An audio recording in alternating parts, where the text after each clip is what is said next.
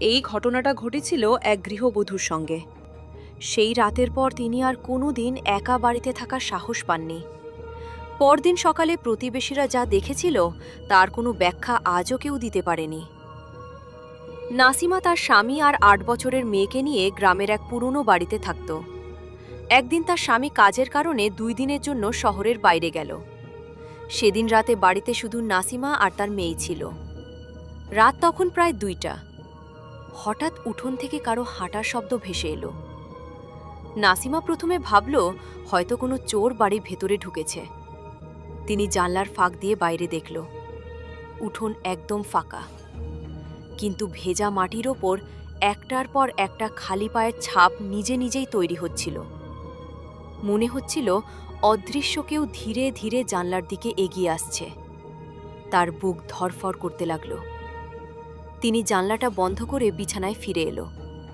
ঠিক তখনই তার ছোট মেয়েটা ঘুমের মধ্যেই আসতে বলল, মা, লাল শাড়ি পরা আন্টিটা জানলার পাশে দাঁড়িয়ে আছে।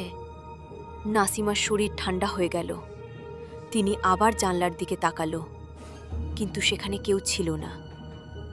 হঠাৎ জানলার কাছে ৩ বার টোকা পড়ল।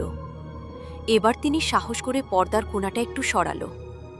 বাইরে কেউ ছিল না, কিন্তু জানলার কাছে নিজের প্রতিফলনের পেছনে লাল শাড়ি পরা এক নারীর ছায়া স্পষ্ট দেখা যাচ্ছিল। নারীটা একদৃষ্টিতে তার দিকে তাকিয়েছিল। ভয়ে নাসিমার সঙ্গে সঙ্গে পেছনে ফিরে দেখল। ঘরে তিনি আর তার মেয়ে ছাড়া আর কেউ ছিল না। আবার কাচের দিকে তাকাতেই ছায়াটা আরও কাছে চলে এলো। এবার নারীর মুখটা ধীরে ধীরে কাচের খুব কাছে চলে এলো। ঠিক তখনই ঘরের ভেতর থেকে তার মেয়েটা কাপা গলায় বলল, মা, আন্টিটা এখন তোমার পেছনে।